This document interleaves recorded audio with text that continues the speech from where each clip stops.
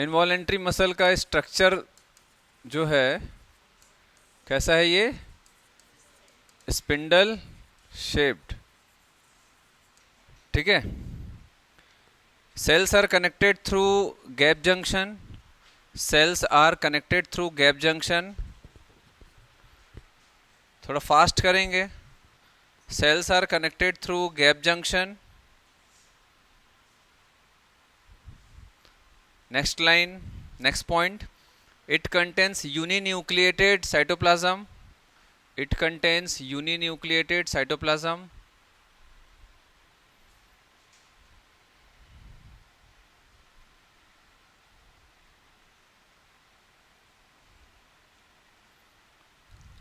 हो गया।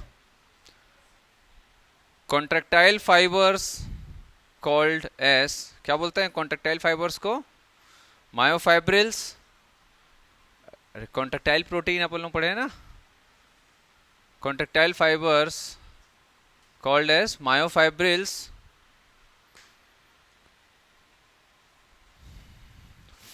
Found in scattered form, myofibrils are found in scattered form.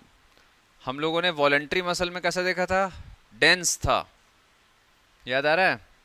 ऐसा मैंने बंडल बताया था मसल का, सॉरी ये जो मसल सेल है उसमें अगर आप देखोगे तो ऐसा मायोफाइब्रिल्स एकदम ही पैरेलली अरेंज्ड कंडेंस था। इसमें आपको कैसा मिलेगा, स्कैटर्ड मिलेगा, ठीक है। जैसे ये स्पिंडल शेप्ड रहता है तो इसमें आपको ऐसा स्कैटर्ड फॉर्म में रहेगा, बहुत ज़्यादा नहीं रहेगा, ठीक है।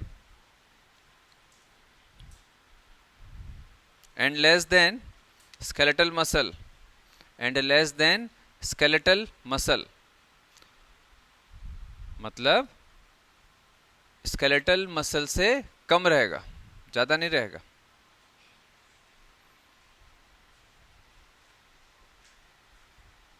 Then next, process of excitation and contraction is slow here. Process of excitation and contraction is slow. Process of excitation and contraction is slow in involuntary muscle.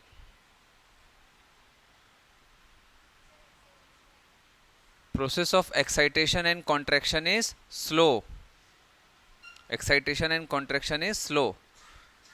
ये जल्दी से एक्साइट भी नहीं होता है और कॉन्ट्रैक्शन भी इसका बहुत स्ट्रॉन्ग की बात नहीं करेंगे, कॉन्ट्रैक्शन फास्ट नहीं होता है। अगर हम इनवॉलेंट्री मसल की बात करें तो ये दमे, सॉरी वॉलेंट्री मसल की बात करें तो ये क्या है, वॉलेंट्री मसल का कॉन्ट्रैक्शन हो रहा है, बहुत फास्ट हो रहा है। लेकिन इनवॉलेंट्री कॉन्ट्रैक्शन का जो बोलते हैं, क्या बोलते हैं उसका जो कॉन्ट्रैक्शन है, इनवॉलेंट्री मसल का कॉन्ट्रैक्शन है, वो इतना फास्ट नहीं होता, स्लो होता है। जैसे कि पेरिस्टाल्टिक मूवमेंट देखे हो कभी, ऐसा थोड़ी ना खाना खाए खटाक से नीचे चला गया, धीरे धीरे धीरे धीरे धीरे पेरिस्टाल्टिक मूवमेंट हो रहा है, ठीक है, ऐसा। देन नेक्स्ट इसी में ही लिखेंगे क्यों स्लो होता है, तो बिकॉज ऑफ, क्या लिखे अपन ये point, the process of excitation and contraction is slow here, because, क्यों होता है तो because of poorly developed sarcoplasmic reticulum, because of poorly developed sarcoplasmic reticulum. Sarcoplasmic reticulum को और क्या बोलते हैं, एक्चुअल में वो एंडोप्लाज्मिक रेटिकुलम ही होता है। मसल के एंडोप्लाज्मिक रेटिकुलम को हम सार्कोप्लाज्मिक रेटिकुलम बोलते हैं, ठीक है।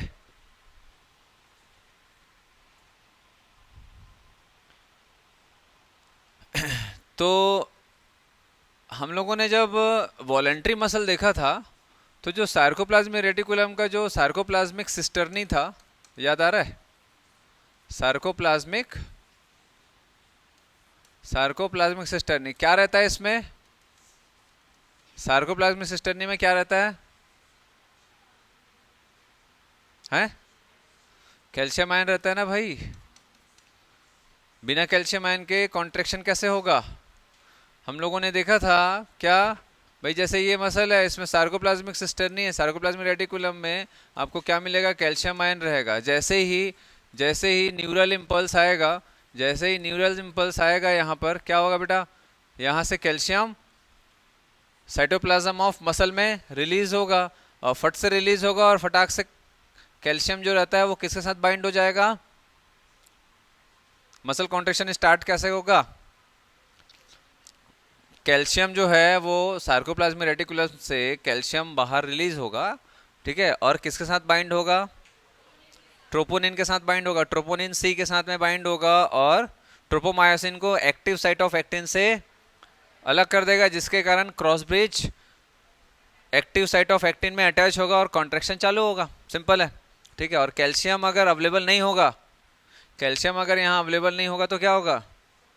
ये प्रोसेस नहीं होगा। चाहे वो वॉलेंट्री मसल हो, चाहे इनवॉलेंट्री मसल हो, चाहे कार्डिक मसल हो, कैल्शियम का सब यही काम होता है। ऐसा नहीं सोचना है कि खाली स्केलेटल मसल में ही कैल्शियम ये रोल प्ले करता है, सभी जगह यही काम है। समझ आ रहा है? तो इनवॉलेंट्री मसल में भी यही प्रोसेस होना है, एक्टिन और मायोसिन।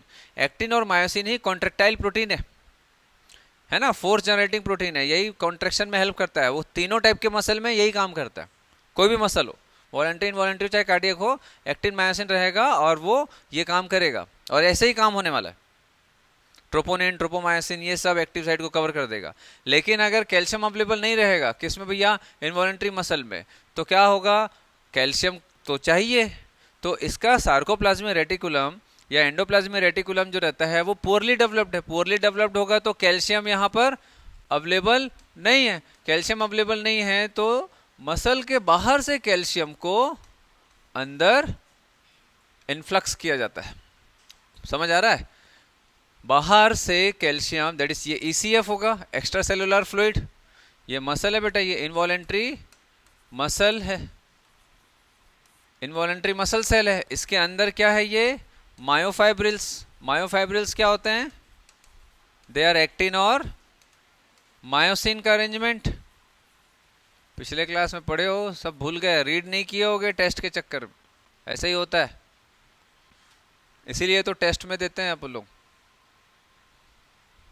हाँ, नहीं दिया था क्वेश्चन, इसलिए बोल देता हूँ कि दूंगा, कभी दे देता हूँ कभी नहीं देता हूँ। दिया था ना? हाँ, नहीं होगा तो आप लोग पढ़ोगे भी नहीं, और इतने आज्ञाकारी तो हो नहीं कि बोले हैं पढ़ना है तो टेस्ट के बाद पढ़ लेते हैं, चलो ऐसा तो करोगे नहीं। तो मायोफाइब्रिल्स, एक्टिन और मायोसिन तो अंदर है, अब इसको कैल्शियम चाहिए, और इसके पास सार्कोप्लाज्मिक रेटिकुलम उतना डेवलप्ड नहीं है जो कैल्शियम स्टोर करता है। बट तो क्या करेंगे भैया?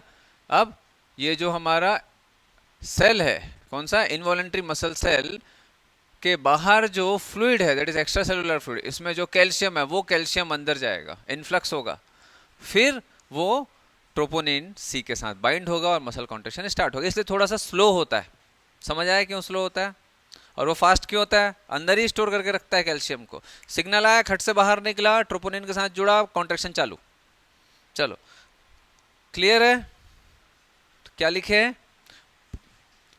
And so calcium ion and so calcium ion which is responsible for contraction, and so calcium ion which is responsible for contraction must be obtained from ECF, and so calcium ion which is responsible for contraction, and so calcium ion which is responsible for contraction must be obtained from ECF. What is ECF? Extra cellular fluid. ठीक है,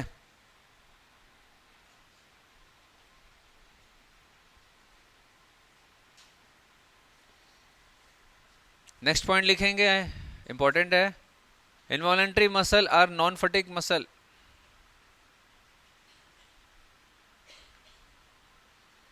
cardiac muscle और involuntary muscle ये non fatigue muscle की category में आते हैं, और voluntary muscle fatigue होता है। ठीक है, लिख लेना, वॉलेंट्री मसल जो रहता है वो उसमें फटीग होता है। What is fatigue?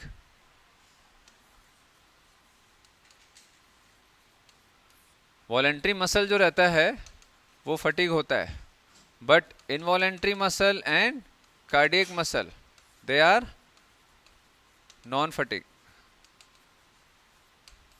इसको तो बिल्कुल नहीं होना चाहिए कार्डियक मसल को, वो थक जाएगा तो आदमी थक जाएगा जीवन के।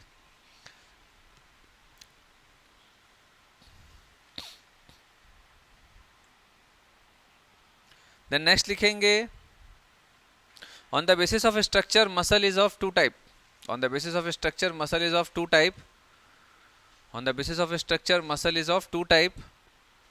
पहला सिंगल यूनिट, दूसरा मल्टी यूनिट.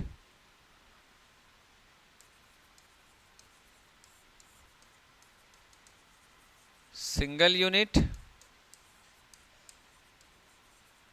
Multi unit.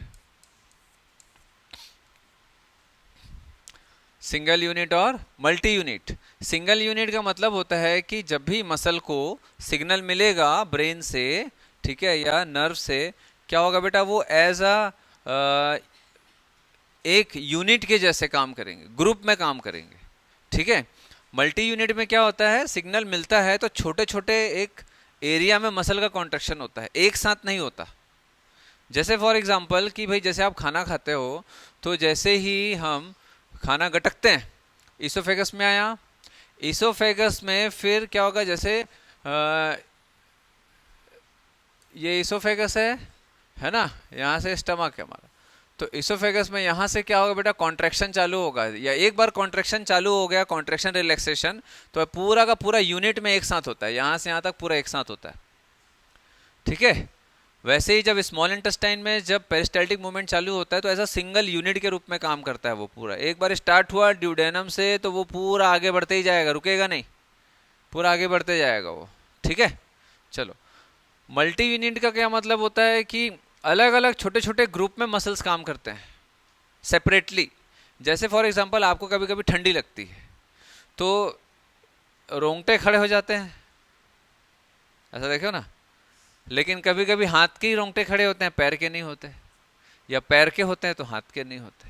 भाई अगर ये पूरा ढका हुआ है और पैर ऐसे हाफ पैंट पहन के घूम रहे हैं ठंडी में, तो वहाँ के पैर के जो है ना हेयर्स इरेक्ट हो जाएंगे.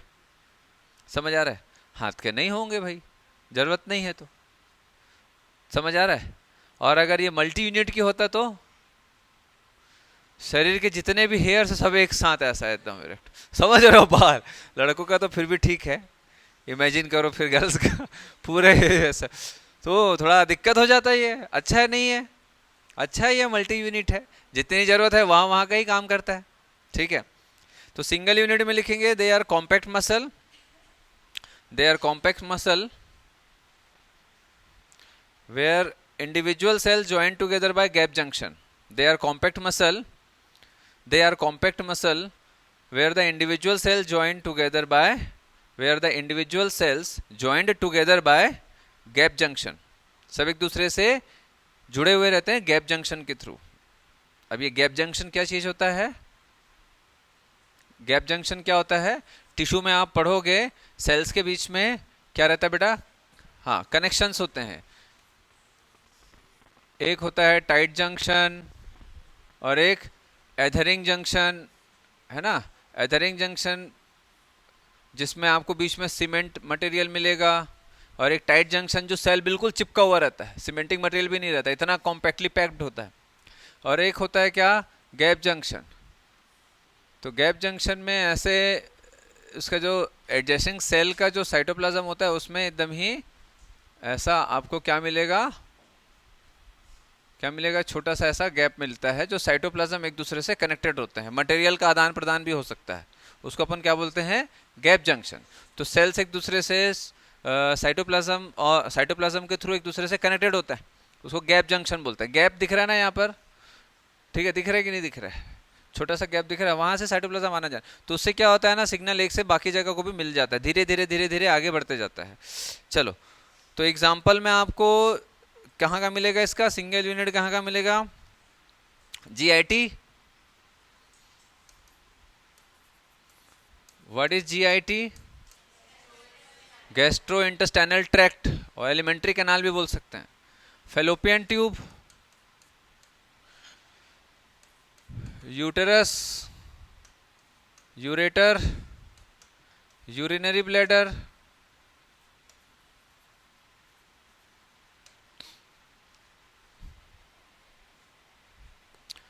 Multi unit.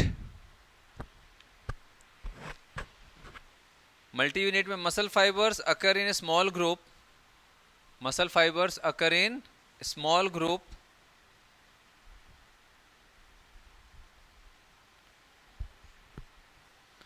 muscle fiber occur in a small group which are innervated separately and contract independently, which are innervated separately and contract independently. फिर से बोल रहा हूँ, muscle fibres occur in small groups which are innervated separately. Innervated का मतलब समझते हो, अलग अलग न्यूरल सिग्नल जाता है छोटे छोटे मसल्स में, ठीक है. जैसे ये जो हेयर है ना बेटा, जैसे ये जो हेयर है, जैसे ये हेयर फॉलिकल है, ठीक है, जैसे ये हेयर फॉलिकल है, तो हेयर फॉलिकल में आपको ऐसा एक मसल्स का एक छोटा सा यूनिट मिलेगा. हर एक हेयर फॉलिकल में छोटा सा मसल का एक यूनिट मिलेगा, और वो नर्व फाइबर के थ्रू इनरवेटेड होगा, मतलब नर्व फाइबर की सप्लाई होगी उसमें. जैसे ही नर्व फाइबर इसको सिग्नल देगा, ये मसल कॉन्ट्रैक्ट होगा और हेयर्स को इरेक्ट कर देगा, ठीक है. हाँ, तो क्या लिखे, muscle fibre occur in small group which are innervated separately and contract independently, and contract independently, and contract independently. Example,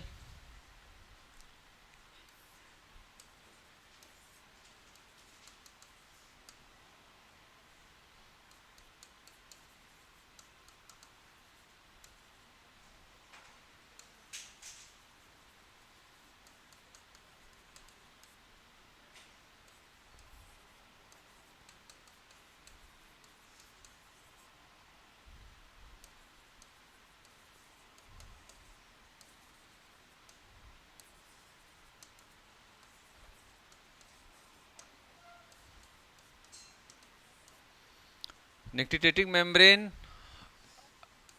iris muscle, nictitating membrane, iris muscle, and pilomotor muscle in hair follicle. Pilomotor muscle in hair follicle.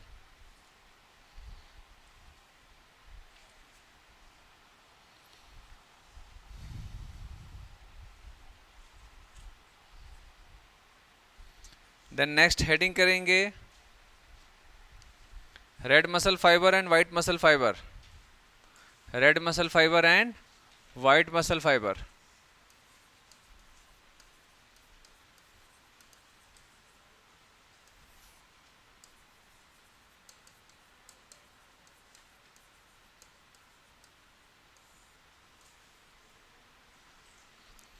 Red muscle fibre थोड़ा fast लिखेंगे, हाँ, 2-4 point he लिखाऊंगा.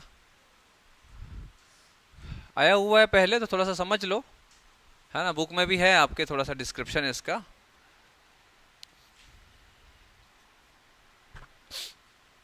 Dark red due to myoglobin,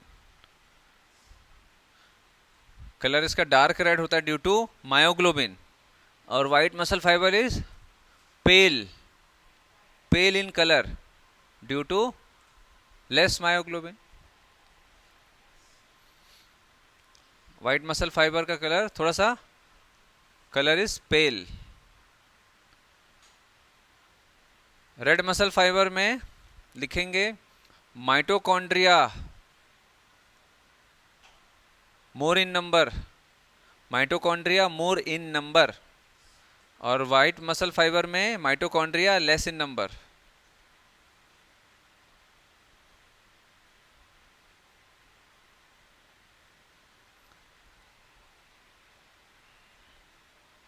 इसमें लिखेंगे किसमें, इसमें किसमें, red muscle fibre में लिखेंगे slow sustained work from long period without fatigue.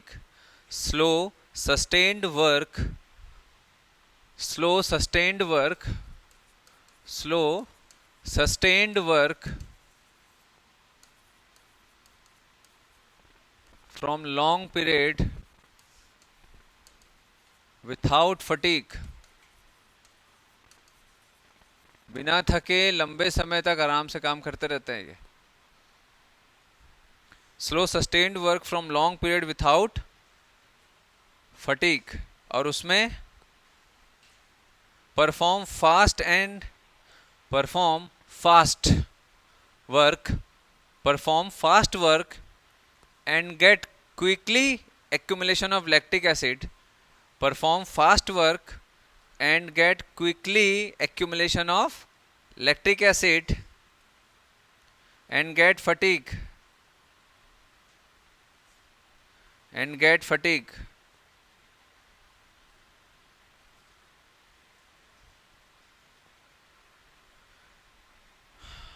Example में लिखेंगे रेड मसल फाइबर के,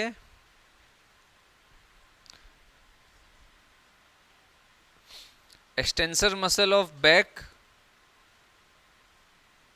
extensor muscle of back and flight muscle, flight muscle समझते हो ना, बर्ड्स में जो रहते हैं उसमें रेड मसल फाइबर होता है.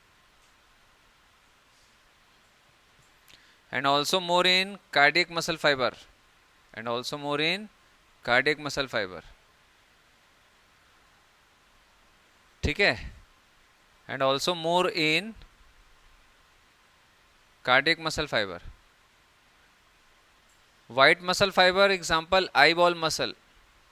वैसे बहुत जगह होता है हमारे में, फिर भी एक छोटा सा एग्जांपल है eyeball muscle. इसीलिए जब कंटिन्यूस हम आई मूवमेंट ऐसे करते रहते हैं बहुत देर तक के, जब जागते रहते हैं तो हमारी आंखें जो रहती है उसमें स्ट्रेन पैदा होता है थोड़ा सा, तो थोड़ा दर्द चालू हो जाता है आंखों में. तो क्या करना चाहिए, सो जाना चाहिए, आंख बंद करके लेट जाना चाहिए, या सिर्फ सिंपली आंख बंद कर लो थोड़ा देर, 10 मिनट.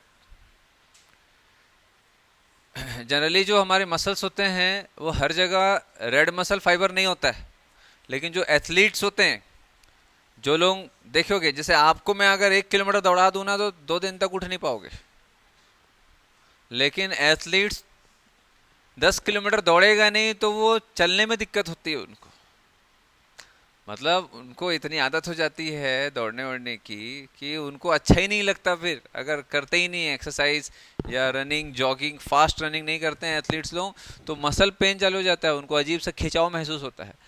तो मसल्स को ठीक रखने के लिए जबरदस्ती दौड़ना पड़ता है, समझ आ जाता है. ठीक है, और आप लोगों को दौड़ा देंगे तो हालत ख़राब हो जाएगी. तो मसल्स जो रहते हैं ना बेटा, अगर कंटिन्यूस वर्क कराओगे तो मसल्स, वाइट मसल फाइबर भी रेड मसल फाइबर में चेंज होता है समय के साथ. ठीक है, उसमें स्ट्रक्चरल चेंज होते हैं मसल्स में, वॉल्यूम में चेंज होता है, स्ट्रक्चर में चेंज होता है मसल के, है ना. मसल में मालूम है ना मायोग्लोबिन होता है. चलो, फटीग का मतलब समझते हो ना, क्या, थकान. क्यों होता है मसल फटीग, क्यों होता है, जिसको नहीं मालूम है लिख सकते हो. Muscle fatigue is due to accumulation of lactic acid. अभी लैक्टिक एसिड कैसे बनता है भाई, हाँ बोलो. मसल को अगर ब्लड के थ्रू जितना जरूरत है ऑक्सीजन और ग्लूकोज अगर नहीं मिल रहा है तो मसल क्या करेगा, जो स्टोर्ड ग्लाइकोजन है, स्टोर्ड मसल ग्लाइकोजन होता है ना, इसको क्या करेगा, ब्रेक करेगा इन एब्सेंस ऑफ ऑक्सीजन, और क्या बनाएगा, lactic acid plus ATP.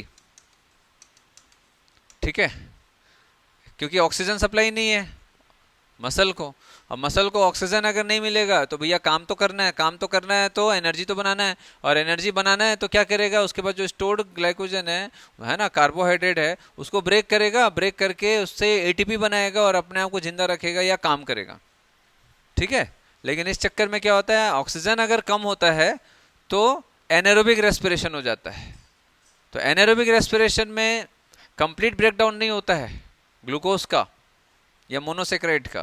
Complete breakdown कैसे होता है, कंप्लीट ब्रेकडाउन में 2 टाइप के बाय प्रोडक्ट बनते हैं, एक कार्बन डाइऑक्साइड, दूसरा वाटर. ठीक है, साथ में एनर्जी.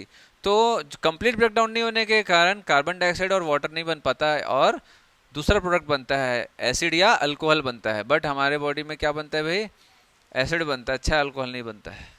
नहीं तो आदमी को अगर थोड़ा नशा करना होगा तो 4 किलोमीटर दौड़ के आ जाएगा, और उसके बाद जब मसल जो है वो रेड मसल फाइबर की ओर, मतलब उतने में अडेप्ट कर लेगा अगर मसल, तो आदमी फिर बोले यार 4 किलोमीटर में ना अल्कोहल नहीं बन रहा है, नशा नहीं आ रहा है, थोड़ा सा कम आ रहा है, इस बार थोड़ा डबल कर लेते हैं, फिर 8 किलोमीटर दौड़ेगा, सोचो। फिर जो नशेड़ी लोग हैं वो दौड़ते ही रहेंगे दिन और रात नशे के लिए। कितना अच्छा हो जाएगा, सोचो, है नहीं? हेल्थ भी अच्छा हो जाएगा, नहीं? हाँ चलो।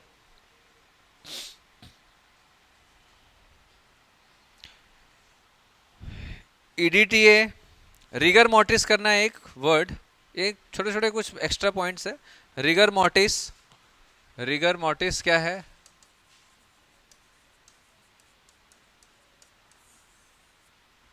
Rigour mortis, rigor mortis start after 2-3 hours of death. Start after 2-3 hours of death. ये कहीं कहीं आप देखोगे बच्चे लोग, फिर क्या है, मैं दिमाग खाएंगे फिर, सर ये क्या है, वो क्या है। अच्छा बता दो भैया, छोटा छोटा वर्ड है, क्योंकि बहुत जगह मिलेगा आपको ये सब। Start after 2-3 hours of death लिखेंगे इसमें। रिगर मोर्टिस क्या होता है? It is permanent state of contraction of muscle. It is permanent state of contraction of muscle. rigor mortis, it is permanent state of muscle contraction।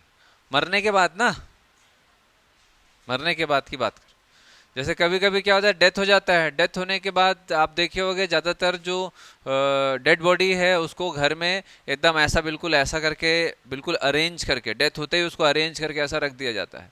ठीक है, समझ आ रहा है? और अगर किसी की डेथ हो गई ऐसा, और उसको सही तरीके से, उसको उसके हाथ पैर को सही तरीके से इज्जत के साथ अगर नहीं समेटते हैं, तो उसके बाद रिगर मोर्टिस चालू होगा। थोड़ी देर बाद क्या होगा, ऐसे ही अकड़ जाएगा बॉडी। अब आप सोचो, अगर ऐसा अकड़ा हुआ है, एक पैर इधर, ऐसा हाथ इधर, और उसको चार उसमें लेके जाना है अगर कंधे में, तो भाई उसमें कफन वफन कैसे चढ़ाएंगे, है ना? ऐसा निकला रहेगा हाथ पैर। ठीक है, सब देखेंगे, बोलेंगे भाई ये क्या है, पैर इधर है हाथ इधर निकला है, मतलब कितना अजीब बात हो जाएगा। इसीलिए क्या करते हैं, डेथ के बाद पुराने जमाने के लोग जो है तेल मालिश करते हैं, उस पर घी की मालिश करते हैं, समझ आ रहा है? अरेंज रखते हैं उसको, ऐसा करते हैं। अभी तो फ्रीजर में रखते हैं डेड बॉडी को, बट पहले ऐसा मालिश करते थे, रात भर करते रहते थे। क्यों? रिगर मोर्टिस ना हो, समझ आ रहा है? और उसको ऐसा अरेंज करके ही रखते थे, है ना? खुद ही सोचो ना, ऐसा फैला है, मतलब। और आप उसको कर नहीं सकते ना, इतनी ताकत नहीं है आप लोगों में। अगर करना भी चाहेंगे तो जॉइंट्स टूटेगा। नेक्स्ट पॉइंट लिखेंगे, over stretching of tendon is, हाँ हाँ बेटा, ईडीटीए का इंजेक्शन, अच्छा इंग्लिश में बोलूं, it is injected inside muscle, it is injected inside muscle. EDTA, it is injected inside muscle, ठीक है, combined with calcium ion।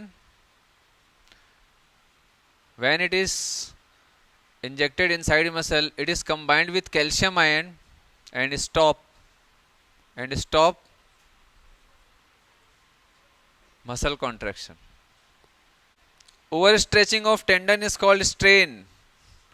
strain word भी आप कहीं ना कहीं पढ़ोगे उसमें, strain। overstretching of tendon is called strain, है? strain, strain, हाँ। overstretching of tendon is overstretching of,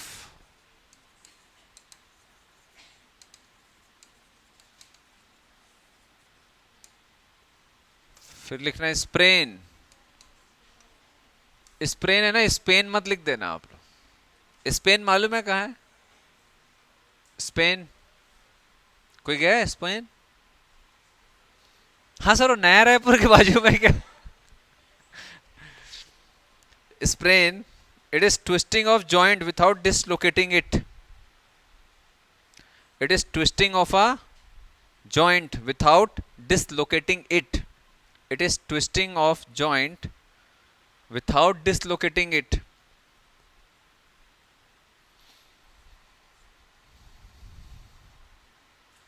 It damages to ligament and also tendon. It damages to ligament, mainly ligament and also tendon. It damages to mainly ligament and also tendon. What is ligament? है bone to bone attach करने वाला structure को ligament. Tendon क्या होता है? Muscle to bone attachment के लिए tendon होता है. ठीक है. तो कभी कभी ऐसा होता है ना बेटा, आप लोग जैसे सीढ़ी उतर रहे हो और मोबाइल हाथ में है मुस्कुरा रहे हैं, तो खट से पैर मुड़ जाता है. पैर ऐसा मुड़ जाता है ना कई बार सीढ़ी उतरते समय, या आप चल रहे हो पता पड़ा वहां गड्ढा है, फट से गया पैर गया. ठीक है. उसके बाद लगता है गया, अरे हड्डी टूट गया करके. तो क्या हुआ है वो? स्प्रेन. ज्यादातर स्प्रेन ही होता है, मोच खा जाता है, बोलता है ना मोच आ गया है. तो लिगामेंट बुरे तरीके से प्रभावित होता है ना. लिगामेंट भाई, लिगामेंट जो रहता है दो बोन को जोड़ के रख रहा है, और जॉइंट्स में क्या होता है? दो बोन के बीच का तो जॉइंट्स होता है, और दो बोन के बीच का जो जॉइंट होता है उसको कौन संभाल के रखता है? लिगामेंट.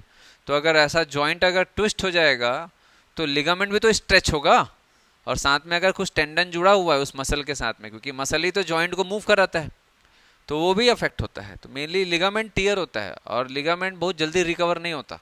लिगामेंट और टेंडन जल्दी रिकवर नहीं होता, बहुत टाइम लगता है. इसीलिए मोच अगर आ जाता है तो काफ़ी समय लगता है फिर उसको ठीक होने में, है ना. और पैर में आ गया तब तो एंकल जॉइंट में तब तो और मुश्किल हो जाता है. हुआ है कभी ऐसा? कभी नहीं हुआ है? बहुत बढ़िया. In human 639 muscles are found. In human कितने मसल्स होते हैं? 639 मसल्स होते हैं. 206 हड्डी होते हैं. ये सब फालतू है, जबरन नॉलेज. हो गया. देन क्या बचा बेटा अभी? हाँ, disorders of muscular and skeletal system. Disorders of, यहाँ पे मेरा नोट्स था ना, मैं बोला disorders of muscular and skeletal system.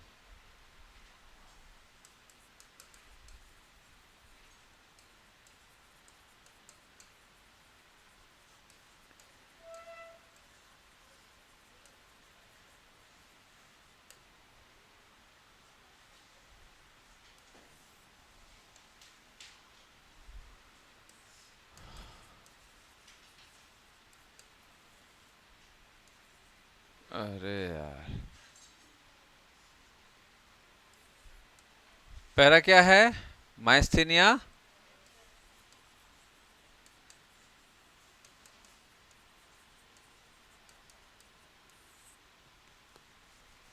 चलो, माइस्थीनिया ग्रेविस जो रहता है सबसे पहले it is auto immune disorder. ये मैं कहीं ना कहीं बताया हूँ क्या है? बताया हूँ यार, नहीं बताया हूँ? ठीक है, अभी बता देते हैं. ऑटो इम्यून डिसऑर्डर, तो इसमें क्या होता है कि जो न्यूरोमस्कुलर जंक्शन है, अब न्यूरोमस्कुलर जंक्शन क्या होता है? Neuron, it is cyton, dendrites, it is axon, telodendria. अब आप देखेंगे तो इसमें आपको क्या मिलेगा बेटा? ACH vesicles. ACH vesicles. ACH vesicles जो होते हैं उसमें आपको न्यूरो ट्रांसमीटर भरा हुआ मिलता है, मैं बताया हूँ, है ना. ACH, ACH is a neuro transmitter chemical. ठीक. ACH वेसिकल में क्या भरा हुआ रहता है? ACH, that is neuro transmitter. यहां पर आपको मिलेगा बेटा मसल्स, ये मसल्स है. ठीक है. मसल्स में आपको मिलेगा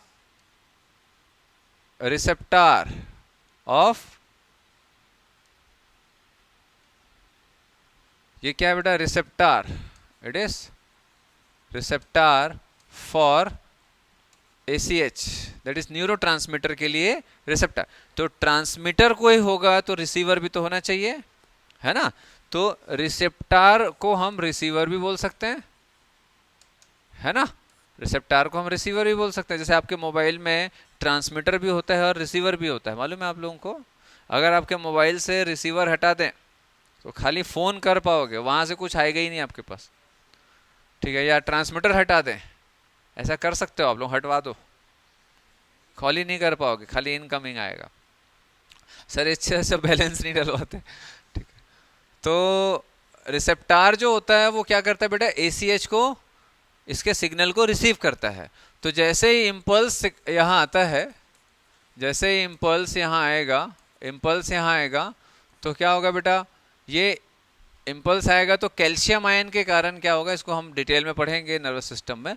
कैल्शियम आयन के कारण क्या होगा, यहाँ से क्या रिलीज होगा, ये क्या है भैया, neuro transmitter that is ACH। ये ACH है, ACH रिलीज होगा। ये ACH किसके साथ बाइंड होगा, रिसेप्टर के साथ में, और रिसेप्टर के साथ में बाइंड होगा और एक इलेक्ट्रिकल सिग्नल जनरेट होगा मसल में, जो कि मैंने आपको मसल कॉन्ट्रैक्शन के समय बताया था, याद है कि उस समय ही बताया था मैं आप लोगों को कि ACH निकलेगा। ACH जो रहता है वो रिसेप्टर जो सेल मेम्ब्रेन ऑफ मसल में पाया जाता है वो रिसीव करेगा रिसेप्टर, और फिर केमिकल सिग्नल रिसीव करेगा और उस केमिकल सिग्नल को इलेक्ट्रिकल सिग्नल में कन्वर्ट करेगा, और वो इलेक्ट्रिकल सिग्नल जाएगा सेल के अंदर और सार्कोप्लाज्मिक सिस्टर्ने को क्या करेगा, इलेक्ट्रिकल सिग्नल देगा, और वहां से कैल्शियम आयन रिलीज होगा। क्या होता है, इलेक्ट्रिकल सिग्नल जब जाता है तो endoplasmic reticulum that is called sarcoplasmic reticulum of muscle cell को जैसे इलेक्ट्रिकल सिग्नल जाता है तो चैनल्स क्रिएट होते हैं। तो जो चैनल है, दरवाजा, वो खुलता है कैल्शियम के लिए। इलेक्ट्रिकल सिग्नल मिलते ही कैल्शियम आयन का चैनल खुलेगा, दरवाजा खुलेगा और कैल्शियम बाहर निकलेगा साइटोप्लाज्म में, और साइटोप्लाज्म में फिर वो ट्रोपोनिन C के साथ बाइंड होगा, मसल कॉन्ट्रैक्शन चालू कर देगा। क्लियर है इतना। तो अगर मैं इस रिसीवर को ही खराब कर दूं, अगर हम इस रिसीवर को ही खराब कर दें, एलो एलो एलो तोड़ फोड़ देंगे अपन, अगर इस रिसीवर को ही खराब कर देंगे तो क्या होगा, ब्रेन से सिग्नल जाएगा, उठ उठ, ऐसा फिल्मों में दिखाता है ना, तू कर सकता है, तू कर सकता है, उठा अपना हाथ उठा, मैं बोल रही हूं, मैं उठा, शादी करूंगी तेरे साथ, हाँ तो कई बार ऐसा होता है ना, अपन देखते हैं थोड़ा इमोशनली, अरे बाबा अगर तुम्हारा रिसेप्टर ही खत्म हो गया है तो तुम शादी कर लो, ब्याह कर लो, चाहे उसको अंबानी का बेटा बना दो, कुछ नहीं होने वाला। अब इसको बर्बाद कौन कर रहा है, हमारी बॉडी का एंटीबॉडी। तो एंटीबॉडी क्या कर रहा है, मसल के रिसेप्टर को डिस्ट्रॉय कर रहा है, और रिसेप्टर ही खराब हो गया, ठीक है, तो फिर सिग्नल जा तो रहा है लेकिन रिसीव नहीं हो रहा है।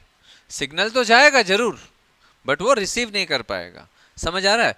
तो इसमें क्या हो रहा है, देखो ये है मसल, ये है न्यूरॉन। तो मसल और न्यूरॉन के बीच का जो जंक्शन होता है that is called neuromuscular junction. तो न्यूरोमस्कुलर जो जंक्शन होता है उसको, न्यूरोमस्कुलर जंक्शन जो होता है it is destroyed by antibodies. Our antibody कर लो,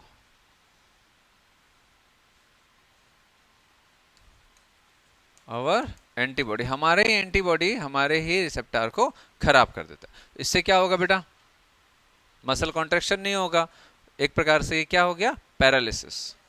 ठीक है, पैरालिसिस होगा तो डिजनरेट भी होता है, मसल धीरे धीरे सिकुड़ता है। क्लियर है।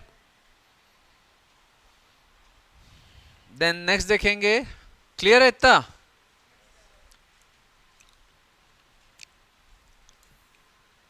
Second, muscular dystrophy. Muscular dystrophy जो है बेटा वो जनरली जेनेटिक होता है, हम जेनेटिक्स में पढ़ेंगे, जेनेटिक होता है ये। ठीक है, इसमें क्या होता है, मसल्स डिजनरेट होते हैं, सिकुड़ते जाते हैं, दैट इज द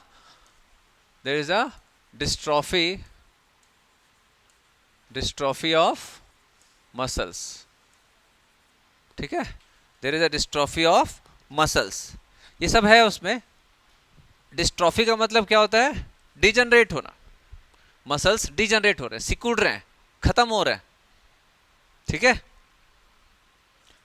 हिंदी में भी लिख सकते हो, मसल्स धीरे धीरे सिकुड़ रहे हैं, खत्म हो रहे हैं। ठीक है, देन नेक्स्ट टिटेनी। अब टिटेनी की कंडीशन जो है वो ध्यान रखना, दो टाइप का होता है, टिटेनस या टिटेनी कंडीशन। टिटेनी की दो कंडीशन होती है।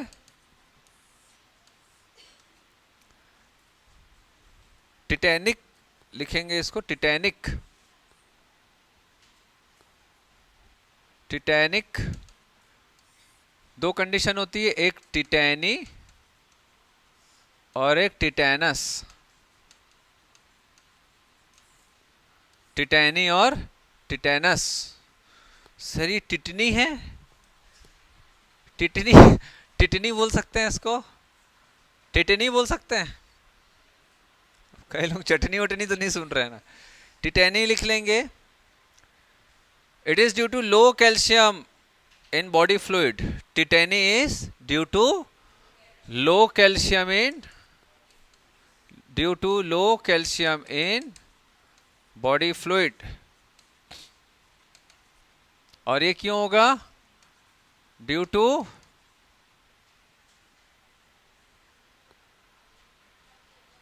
To bacterial infection, due to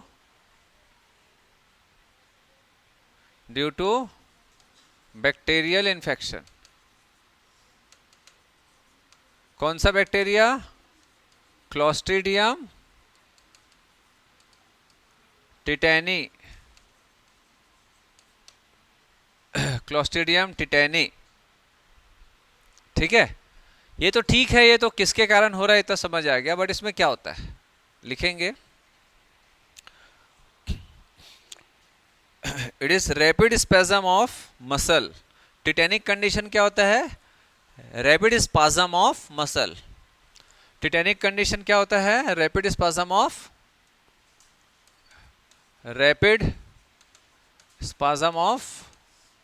muscle. Spasm समझते हो? अकड़ जाना। जैसे कई बार आप लोगों का जैसे मसल्स अकड़ जाते हैं कहीं के, ऐसे स्पाज्म हो जाता है, ऐसे खट से लॉक हो जाता है, एकदम रिलैक्स ही नहीं हो रहा है। ठीक है, कॉन्ट्रैक्टेड स्टेज है, काफी लंबे समय तक कॉन्ट्रैक्टेड रहेगा, उसको अपन क्या बोलते हैं? स्पाज्म।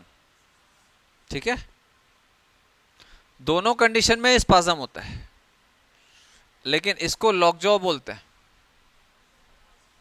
दोनों कंडीशन में ही आपको स्पाज्म होगा।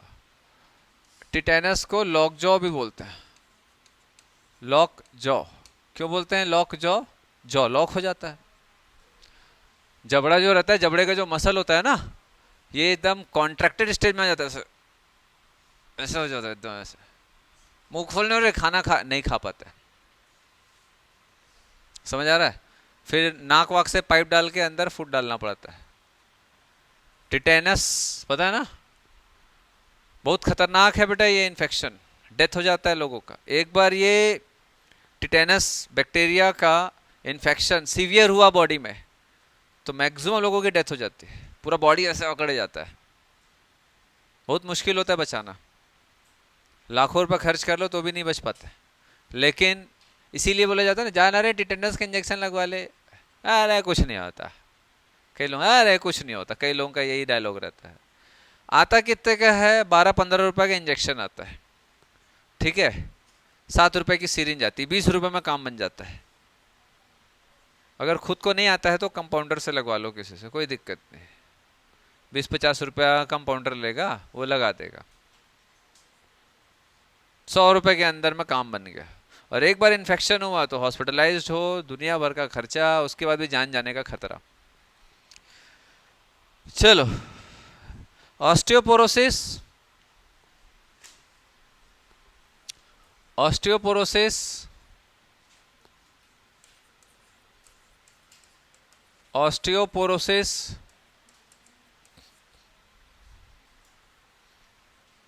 सब लिखा हुआ है, it is age related disorder, है ना, मेनली ड्यू टू एस्ट्रोजन। तो होता ये है कि भैया अब एस्ट्रोजन की कमी होती है मेनोपॉज के बाद, ठीक है। लो कैल्शियम इन बोन, बोन में कैल्शियम की कमी के कारण होता है, ठीक है। बोन में कैल्शियम की कमी के कारण ऑस्टियोपोरोसिस, ऑस्टियो का मतलब बोन, पोरोसिस का मतलब छेद।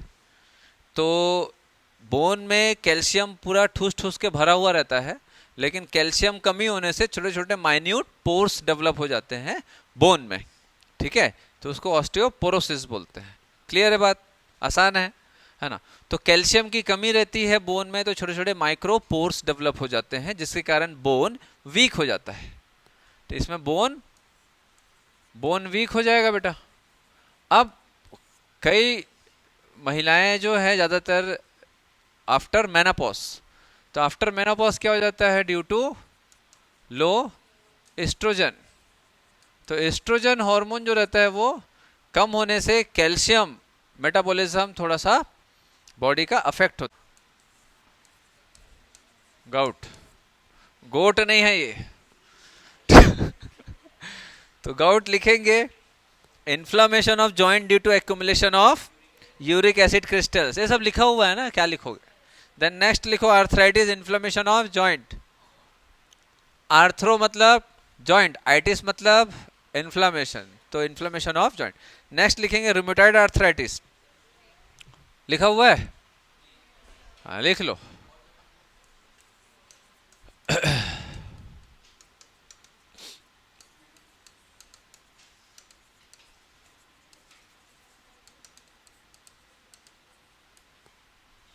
आर्थराइटिस में पहले लिखेंगे रूमेटॉइड, ये भी एक प्रकार का ऑटोइम्यून डिसऑर्डर है। It is also a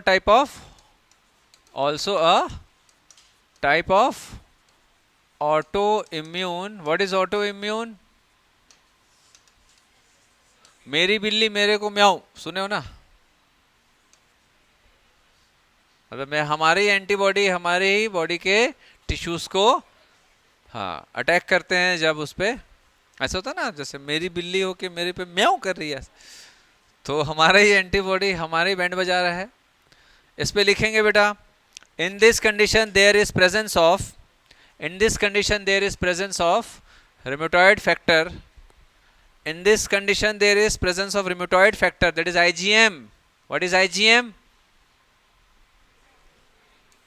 IgM is a antibody, ठीक है। चलो, in this condition there is presence of rheumatoid factor IgM. Here the membrane, here the synovial membrane, here the synovial membrane. भाई सीधी सी बात है, arthritis का मतलब जो रहता है जॉइंट में इन्फ्लेमेशन होगा, जॉइंट में ही प्रॉब्लम होगा, ठीक है। तो here the synovial membrane start secreting abnormal granules, here the synovial membrane, अरे भाई जल्दी लिख, here the synovial membrane start producing abnormal granules called penis.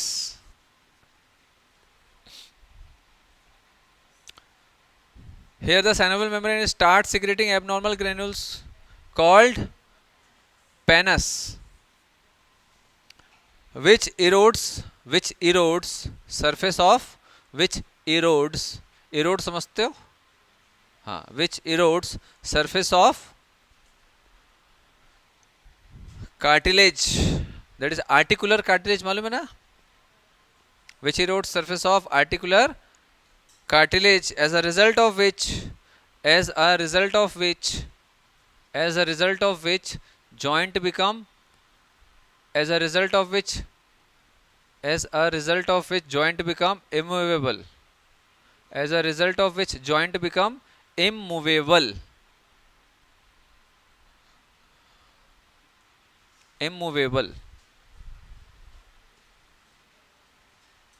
ठीक है। देन नेक्स्ट लिखेंगे इसमें दूसरा आर्थराइटिस का दूसरा, ऑस्टियो आर्थराइटिस ये कभी कभी आप लोग क्वेश्चन सॉल्व करोगे तो मैच द फॉलोइंग में आता है, तो छोटे छोटे वर्ड्स हैं, कहीं ना कहीं यूज हो ही जाता है। Osteoarthritis, it is degenerative joint disease, या फिर सीधा लिख लो बेटा, it is degeneration of articular cartilage, it is degeneration of articular cartilage, it is degeneration of articular cartilage, it is degeneration of articular cartilage.